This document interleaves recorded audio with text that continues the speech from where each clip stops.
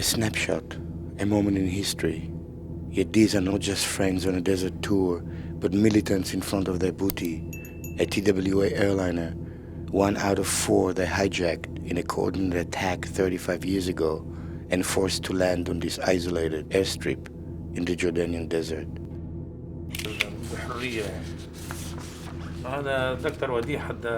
The act was carried out by a small radical Palestinian faction, the Popular Front for the Liberation of Palestine, the PFLP. It was the first attack of its kind aimed at civilians.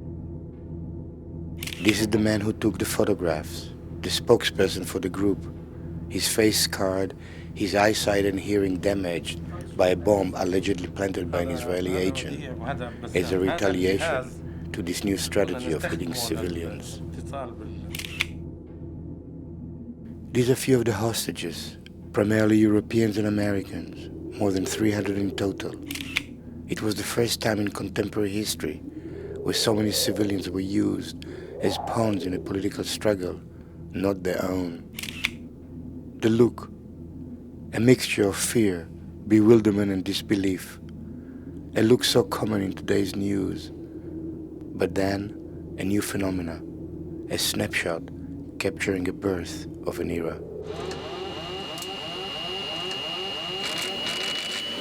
The White House is doing its best not to convey any impression of panic, but indications of urgency. Go down to the bottom of the ramp and then get away from the aircraft. They're desperate men. They feel they've been done a wrong, and to get their end, they will do what they say.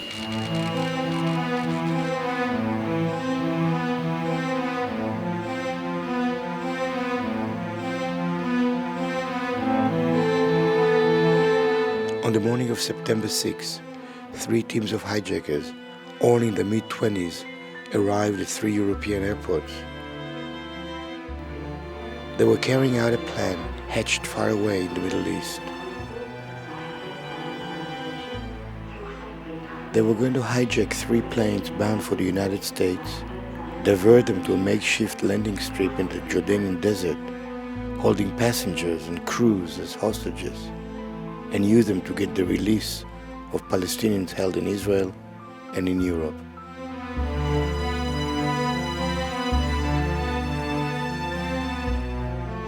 إن الهدف الرئيسي من هذه العملية هو الإفراج عن المعتقلين السياسيين الفلسطينيين في إسرائيل مقابل الرهائن.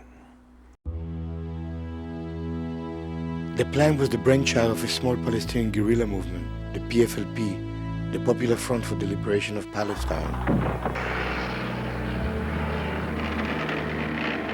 Stunned by Israel's victory over the Arab allies in the 6 Days War, many Palestinians felt that they needed to take control of their fate by any means possible.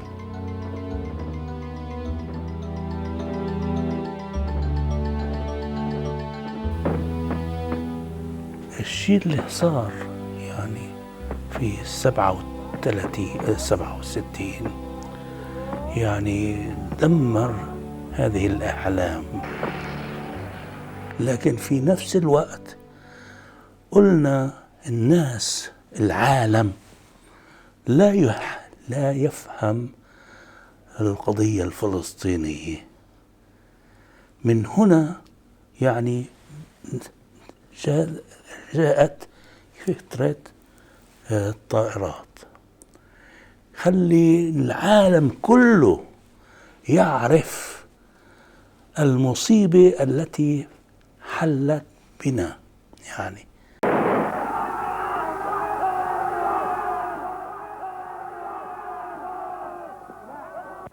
This was, of course, an era when Vietnam had demonstrated that small, backward countries could stand up to superpowers, and the PFLP within the Palestinian movement knew that they had a weak hand. The guerrilla war option really wasn't going to work quite the way it had in Vietnam.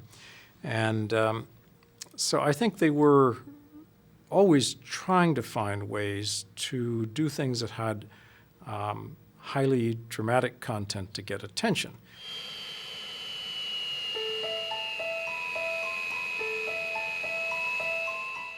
The first plane targeted for hijacking was an Israeli aircraft, El Al Flight 219, from Amsterdam to New York.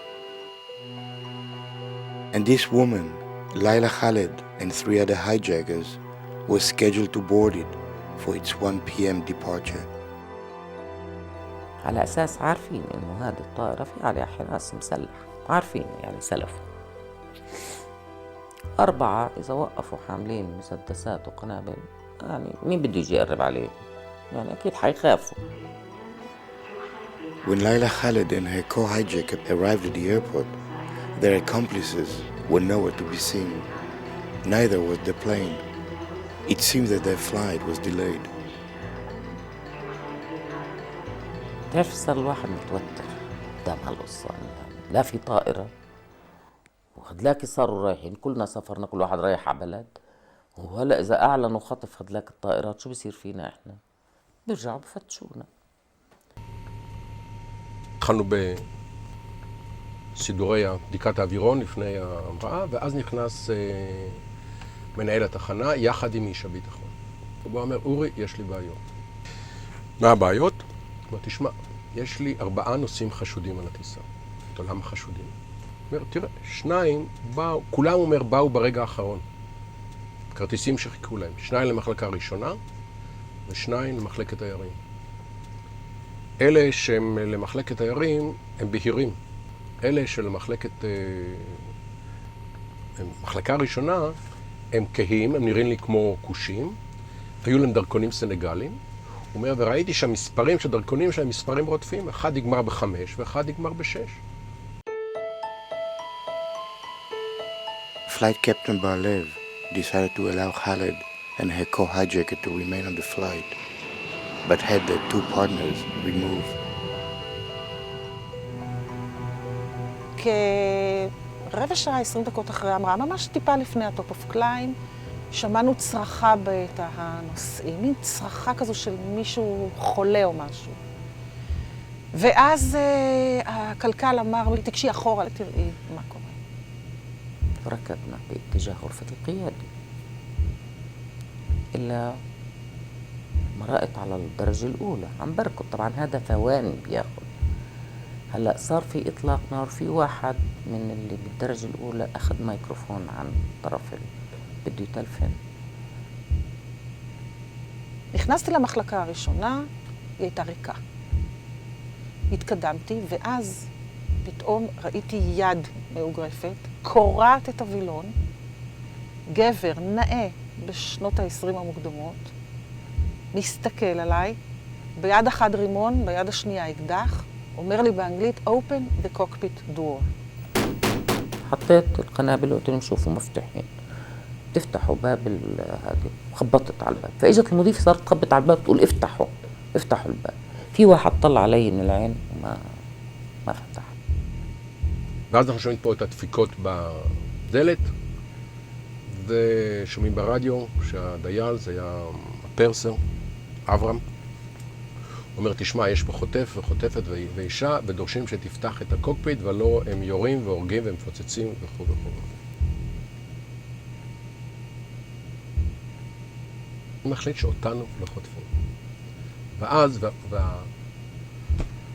איש הביטחון יושב פה והוא כולו מוכן, אומר לו, עכשיו ככה, אני הולך להכניס את האווירון לנגטיב G. כולם הולכים ליפול. כדי לעשות נגטיב G זה כמו שמעלית נופלת. זאת אומרת, פתאום, במקום שהאווירון יטוס ככה, הוא פתאום טס ככה, וכל מה שנמצא כאן, נופל למטה. In the chaos created by the sudden dive of the plane, several passengers overpowered Laila. One of the air marshals on board shot her co-hijacker.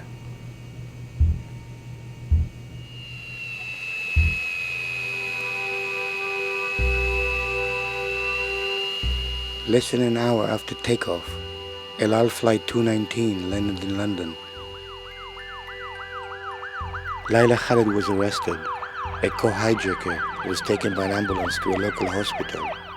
He was declared dead upon arrival. In failing to hijack the El Al plane with its many Israeli and Jewish passengers and crew, the PFLP had lost its most valuable prize.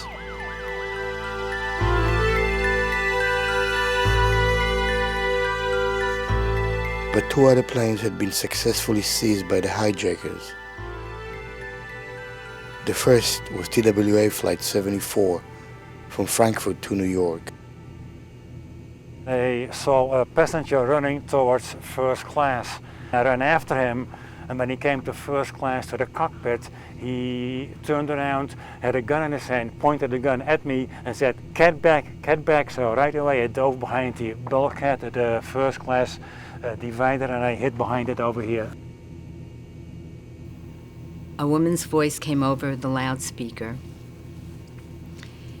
and she said, "This is your new captain speaking. This flight has been taken over by the Popular Front for the Liberation of Palestine. We will take you to a friendly country with friendly people." Swiss Air Flight 100 from Zurich to New York was soon to follow. Like TWA, it was now headed towards the Middle East.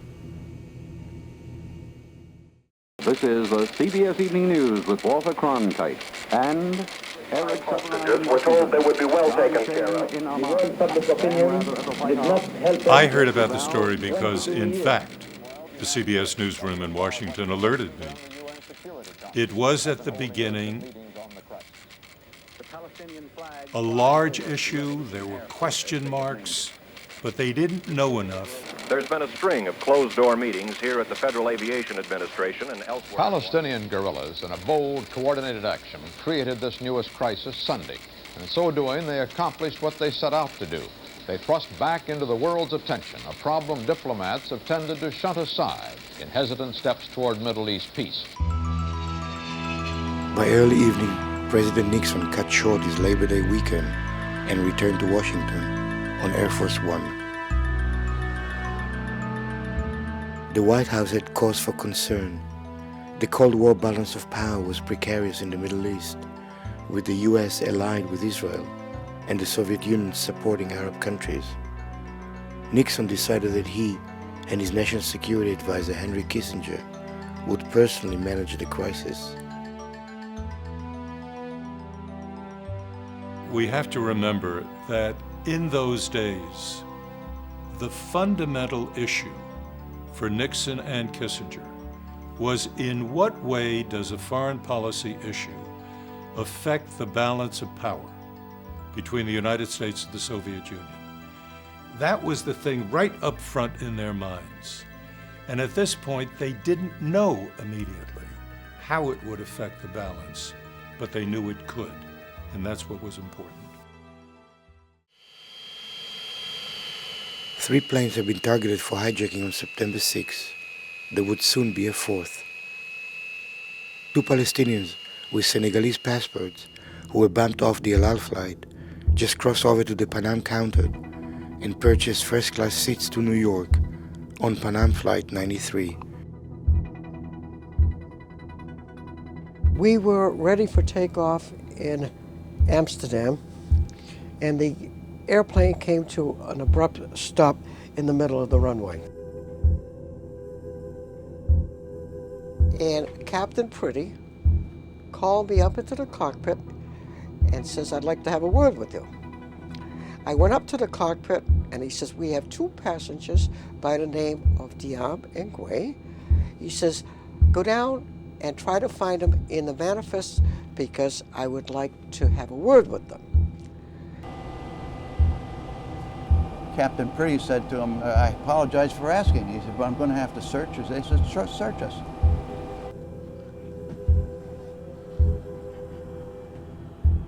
So Captain Pretty sat him down here at these 2 seats over here, and he gave him a pretty good pat. They had a styrofoam container in their groin area where they carried the grenade and the .25 caliber pistol. But this we found out much later. Clipper 123 is cleared standard. This was all prior to takeoff, and then we talked with the company, and the company agreed, go ahead. So now we have been given permission to take off, and we did.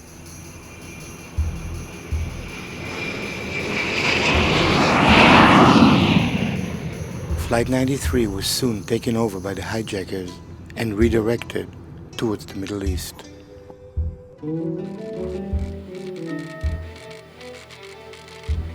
By late afternoon, the news of the multiple hijacking had reached Amman's Intercontinental Hotel. It's a Sunday afternoon, the bar would have been open, and then the first telex came through telling us of a hijacking. So we had the El Al. Then we were hearing of a TWA. Then we were hearing of a Swiss Air. Then we were hearing of a Pan American. And now we're getting, to get a bit fidgety, because, right, this is on a scale of hijacking that none of us had seen before.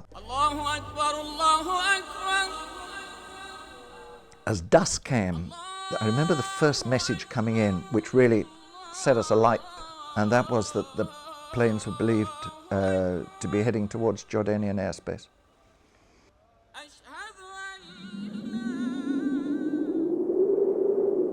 The PFLP plan called for the hijacked planes to make their way to an old, unused airstrip in the Jordanian desert. It used to be called Dawson Field. The militants now dubbed it Revolution Airport. طلب مني المساعد الأيمن للدكتور وديع في هذه العملية أن أتوجه لمطار الثورة. وقلت له مطار الثورة وين؟ قال هنالك شباب سيدلونك على الطريق، إنه ليس مطار، إنه صحراء. هاي المنطقة الأرض صلبة جدا وبتتحمل أكبر طيارات الدنيا.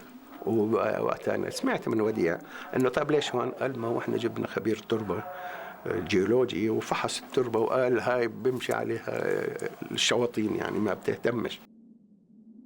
رحنا حددنا المنطقة وأخذنا أعطينا أكبر مدى وحطينا هذا جبلنا التراب بالديزل على أساس في الليل نشعله، وقعدنا ننتظر.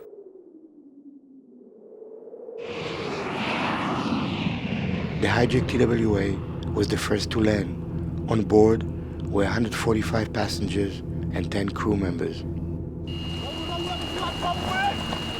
We circled a couple of times, and after we landed, looked outside, and we saw like torches stuck in oil drums.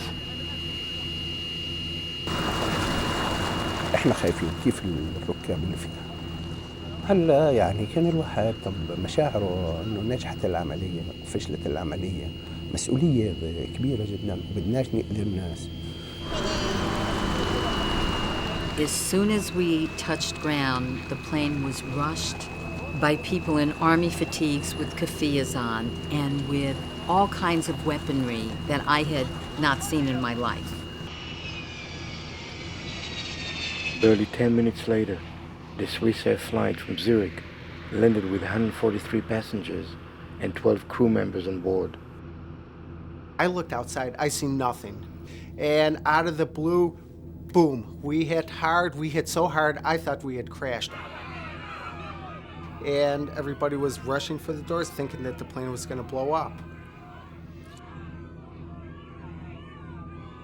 المرأة كبيرة بالعمر فتحت جزدانها، أنا عم براقب، طالت كم شت دولارات وحطتهم بإيد مقاتل، فأنا عملت هيك،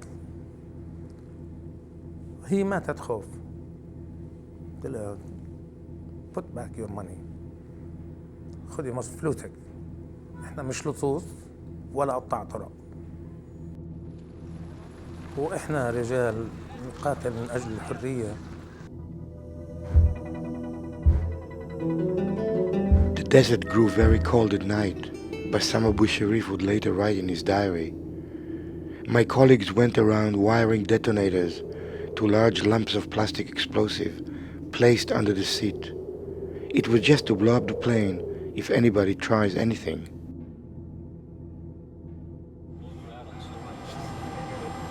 There was still one more hijacked airliner in the air, Pan Am Flight 93. Its pilot, Captain Pretty, convinced the hijackers that the 747 was too big to land in the desert. They believed him, and after refueling in Beirut, it headed towards Cairo. We took off out of Beirut, and shortly after that, I saw the demolition individual with the suitcase, and he was wiring up the airplane with dynamite. And I said to him, "What's going to happen to this airplane?" He says, "What do you care about this imperialistic airplane?" I said, "What about my imperialistic ass and my passengers?" We had to circle. The hijackers would look out the window and they would confirm, yes, indeed, this is Cairo. They could tell even though it was nighttime. And I said to all the attendants, "Now hear this and hear it good. When this airplane comes to a complete stop in Cairo, which was our destination point," I says, "don't wait for me, don't wait for the captain, and don't wait for Jesus Christ. We're going to evacuate the airplane like right now." 50, 40, 30. I looked around and saw this gentleman lighten up the fuses on the dynamite as we were descending. We want you to do this here. Flight Director John Ferruggio hurriedly gave evacuation instruction to the passengers. One of them even succeeded to record it. Go down to the bottom of the ramp and then get away from the aircraft.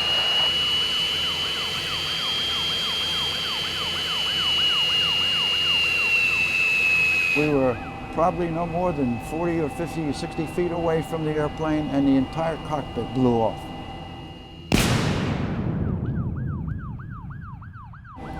And when I looked up at the nose of the airplane, it was gone, and I could see the captain's seat was sitting on the floor all by itself, but there was no hull around it.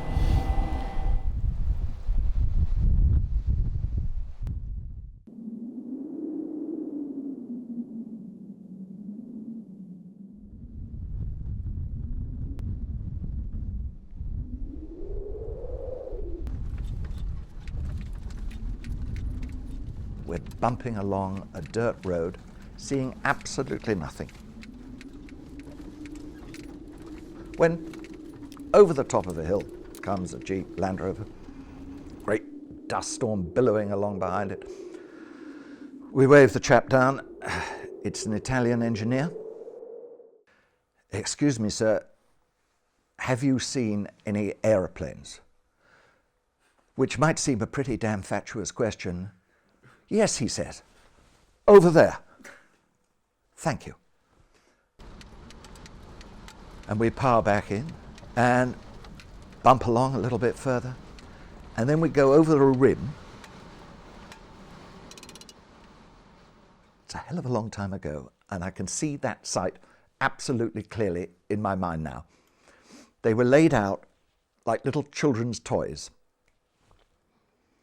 First you had a line of armored personnel carriers, and away there in the distance, again like child's toys, 2 jet airliners. We just stopped there in amazement because we were in the middle of nowhere. Mid-morning, the PFLP issued their first ultimatum. They will blow up these planes with their passengers within 72 hours, unless Laila Khaled and Palestinian militants imprisoned in Israel and in Europe were released.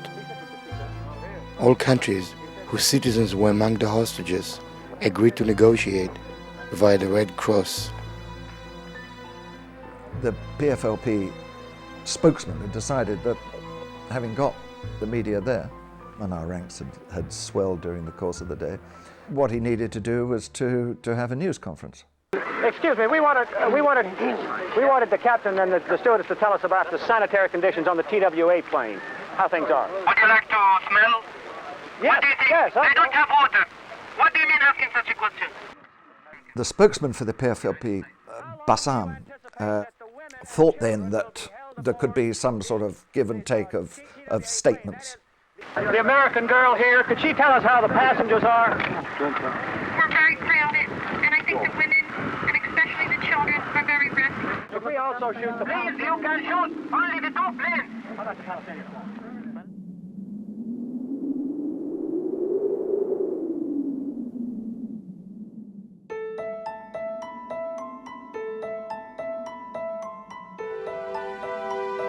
At that time, 1970, it would have been believed that by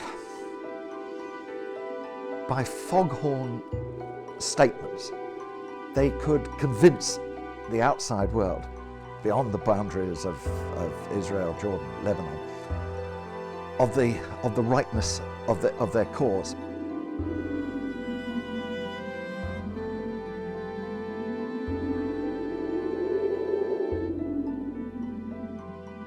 This today would seem to show a quite stunning naivety. It would seem to show almost a childlike innocence.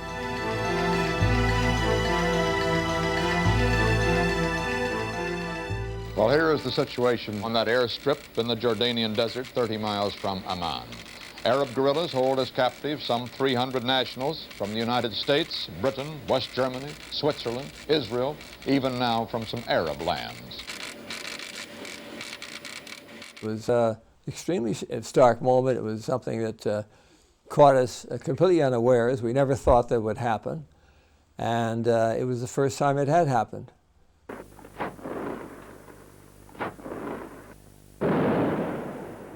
The hostage crisis was not the only crisis.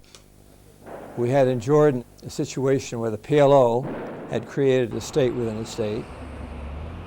Entire regions in Jordan were controlled by the PLO, the umbrella organization for all the guerrilla groups. It was this weakness of the Jordanian state that enabled the PFLP to launch such a brazen attack, landing hijacked foreign airliners on Jordanian soil. The first time I ever went to Jordan was in the early part of 1970, and you literally could not travel around in Amman without a PLO escort. It was as if the Jordanian state had ceased to exist.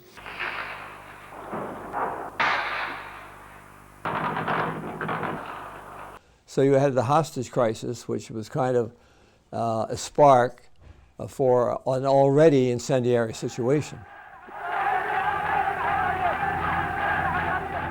The PFLP knew on some level that King Hussein could not remain king while having his country basically occupied by these armed and independent actors.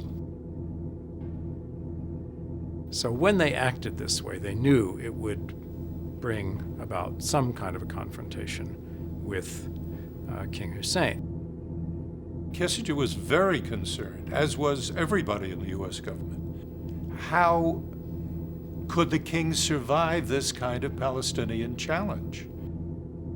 If the Palestinian extremists were to take control of a country like Jordan, how does that tip the balance? The Soviet Union had a very close relationship then with the Syrian regime, with the Egyptian regime. This was the kind of crisis that evoked in Kissinger's mind many historical parallels.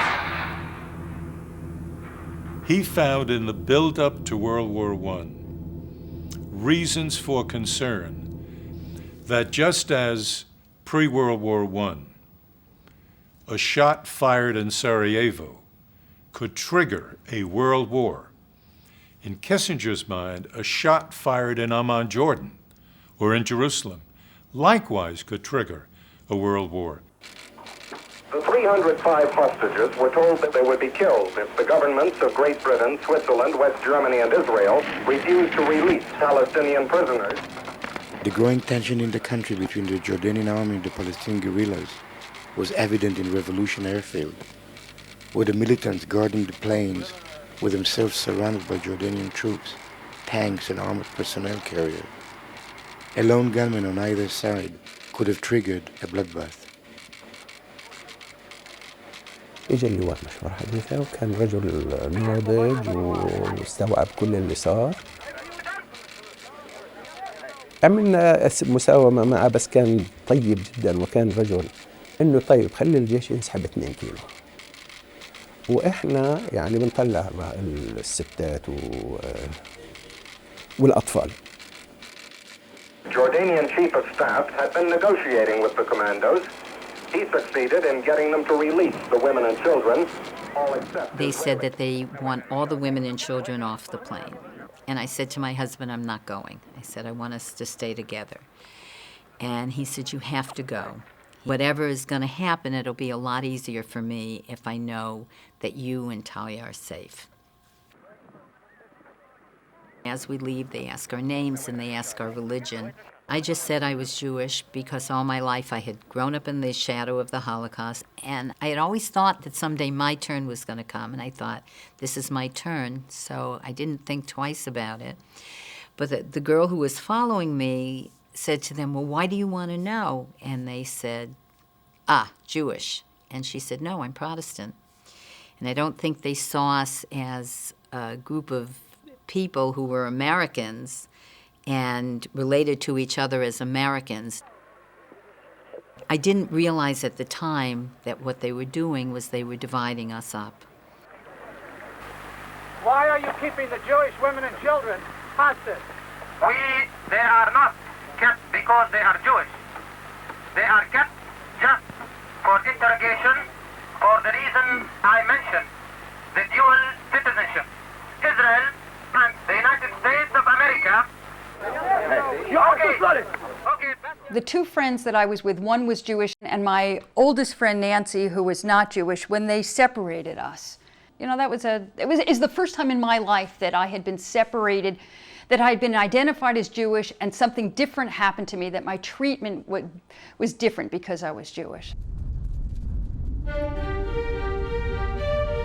Palestinians had tried to make an argument, especially the leftists, that they were not anti-Semitic, that they were just anti-Zionist.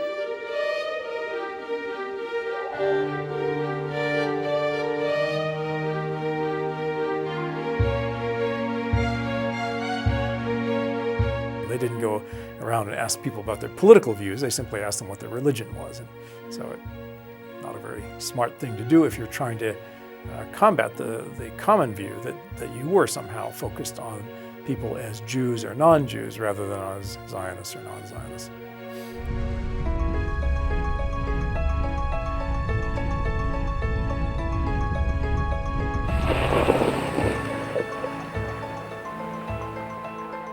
We were still standing there when they finished loading, and they told us to go back on the plane. So we got on the plane, and I went to my husband and I said, well, now at least whatever we have to face, we'll face it together.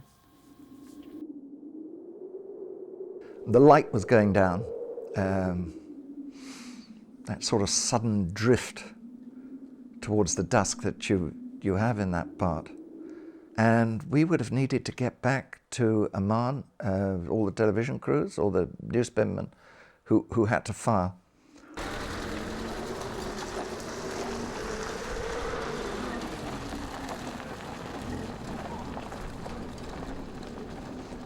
And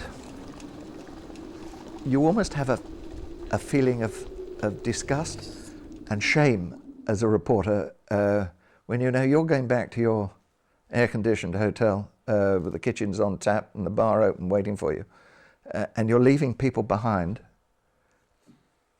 who are in a bad and unpleasant and frightening situation. The electricity is turned off on the plane, and they hang a lantern in the middle of the plane, which is our one source of light. And some of the terrorists came on the plane and woke up one of the flight attendants and said, we're going to call some names of people that we want to interview. And I knew that they were going to say our name. I don't know how I knew. I was just waiting for it. to hear Berkowitz, and the first name was Berkowitz, and I woke up my husband and I said to him, I think you better put on your shoes. I think they're taking you off the plane. The women, their wives were sitting there and they were screaming, you know, because, oh my God, I'm never going to see my husband again, you know. And they were interrogated and taken off the airplane after that. So. What did you feel when they were taking these men off the plane? I'm probably never going to see them again. They're going to kill them.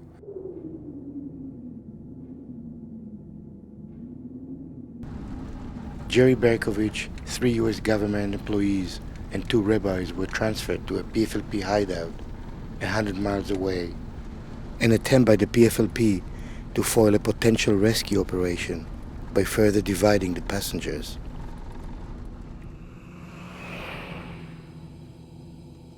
I sat with the wives of those men who were taken with my husband, and they said, oh, they'll be back here shortly, and we sat all night, and we waited for them to come back, and they didn't come back.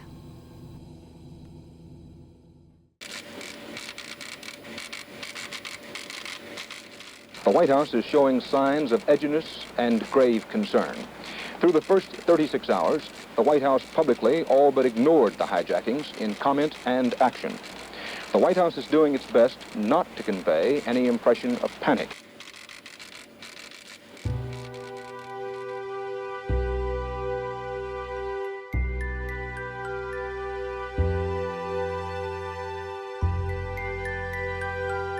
The question really was, what could you do with a couple of airplanes out in the desert?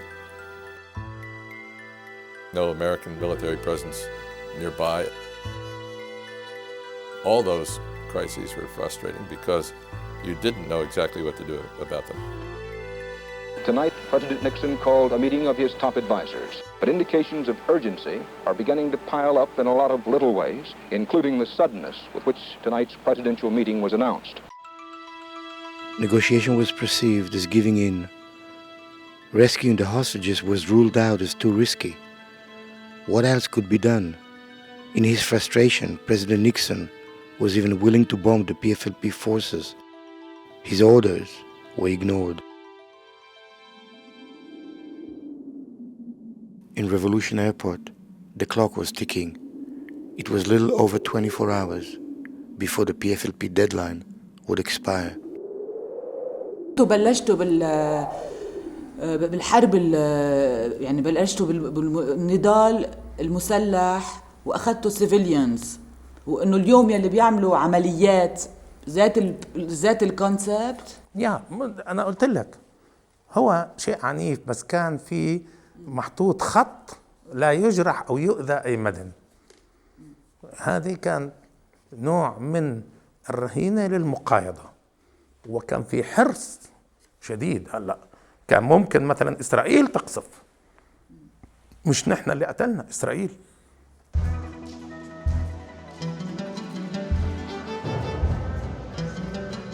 All eyes were now in Jerusalem. Britain, Switzerland, and Germany were willing to negotiate the release of the 6 PFLP prisoners, including Laila Khaled. What would Israel do? Would the Prime Minister Golda Meir agree to negotiate? Would she order a retaliation?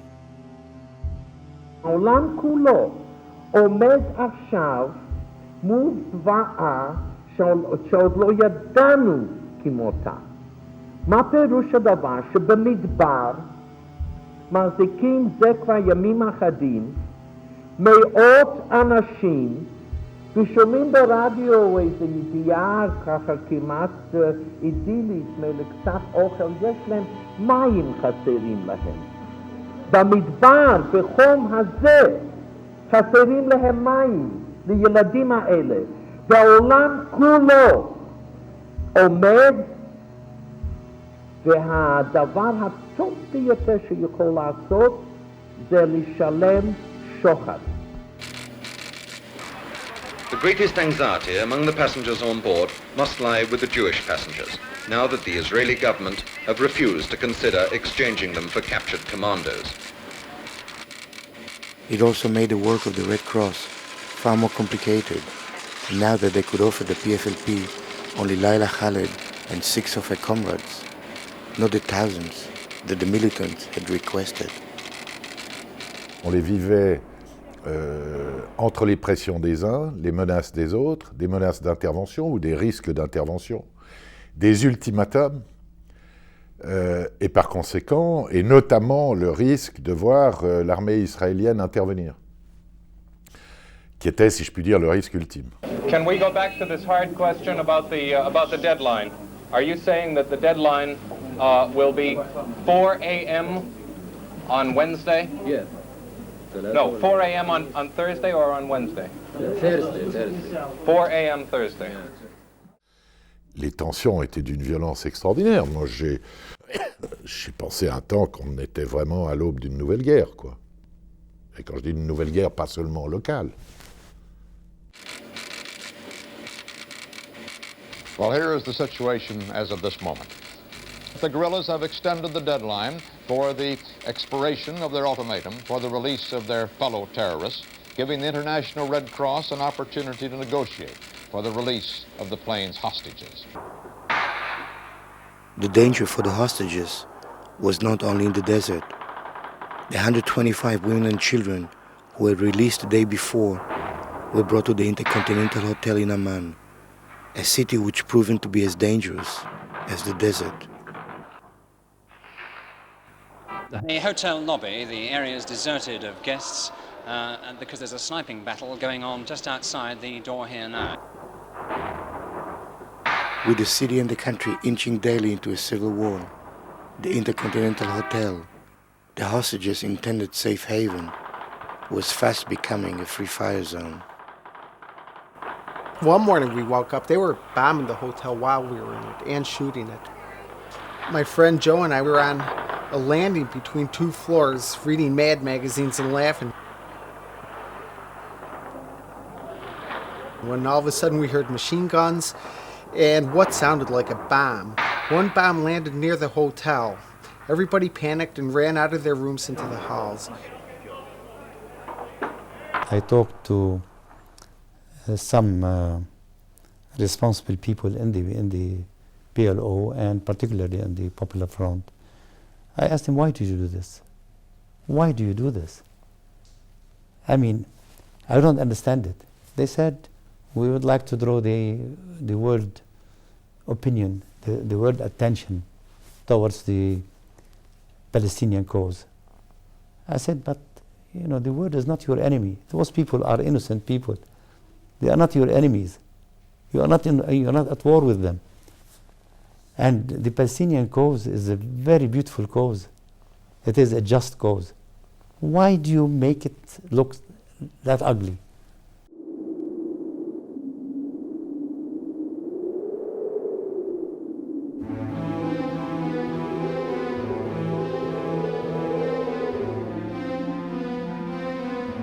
On September 9, Jordanian troops finally whisked the 125 hostages out of the country, but nearly 200 people remained stranded in the desert, something the PFLP had not planned for.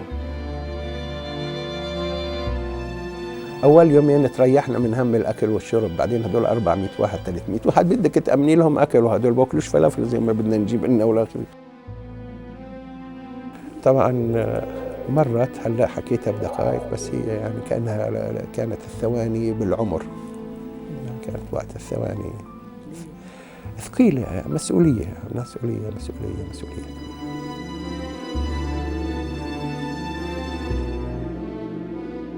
We had this extremely complex attack plan for airliners. But what was to happen after that, I had the impression they had no comprehension of it at all. They did not have the sophistication, nor, let it be said, did they at that time have the ruthlessness to press home the initial attacks on the airplanes by killing people. They did not have that ruthlessness. Okay, they were to learn it, but they hadn't got it then.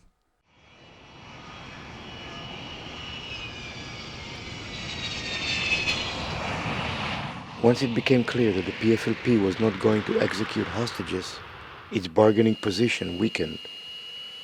Then on September 9, a PFLP sympathizer hijacked a British BOAC plane en route to London with 145 passengers on board. Now the Palestinians could increase the pressure on the British government to release Layla Khaled. 3 days later, they increased the pressure even further.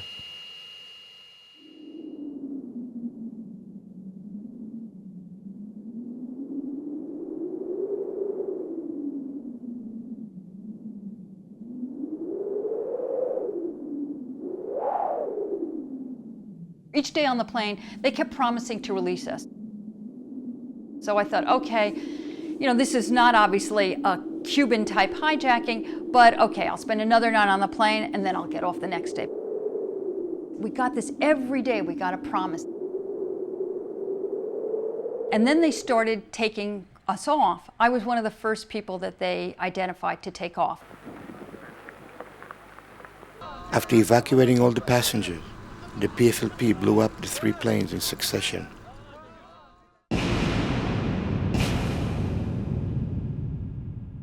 I was scared because we were very close to the planes. The stuff was, all parts of the plane were flying out at us.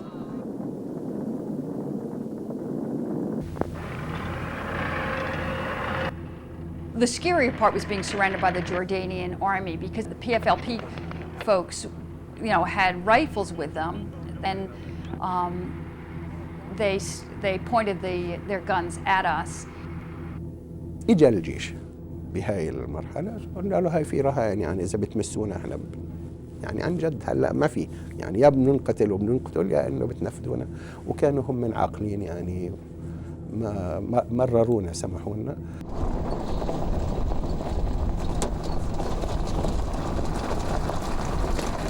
And then, we got through that moment. I thought, okay, well, now finally, each time it was okay, now finally I'm going to get out of this situation.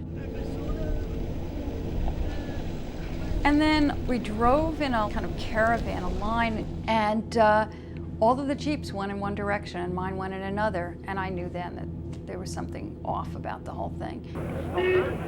54 other hostages were separated besides Barbara. The rest, including those of the hijacked BOAC plane, were brought to the Intercontinental Hotel in Amman.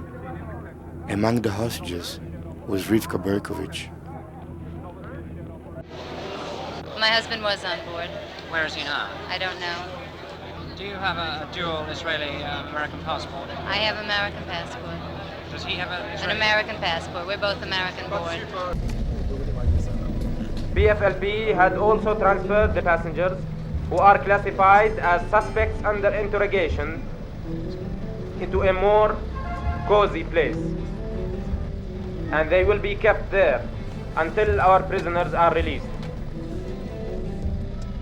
The next thing I remember is being taken off the Jeep and being told that I was no longer a hostage, but I was now a political prisoner, and that unless my country did something, that this, I was going to be a political prisoner for, I don't know, for forever. I mean, I just remember crying. And I thought, oh my God, I'm going to be here forever. This is never going to end.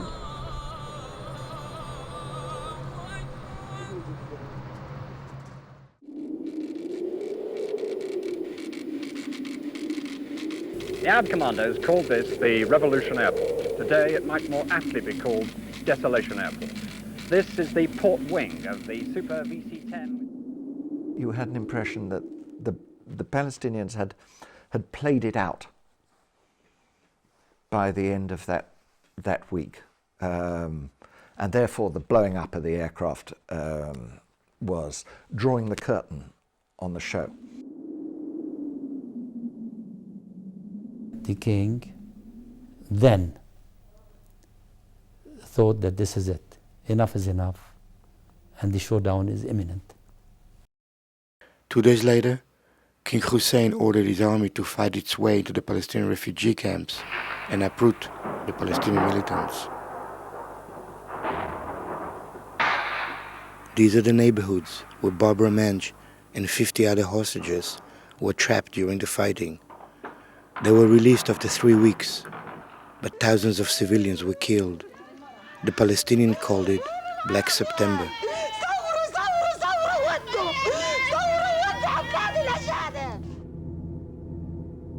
Jerry Berkovich and 5 other hostages were trapped during the fighting in the north for almost a month.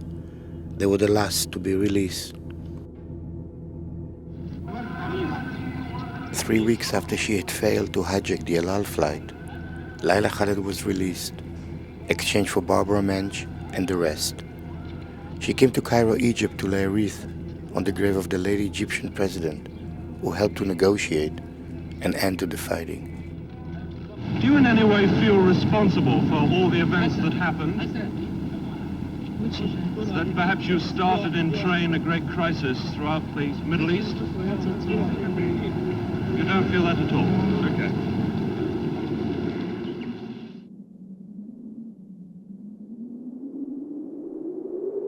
"35 years ago, over 300 civilians from all over the world were held here, bargaining chips in a conflict not their own. It was the first attack of its kind and the last one in which all the hostages were released unharmed. In the years to come, the violence will only increase until no one will be safe."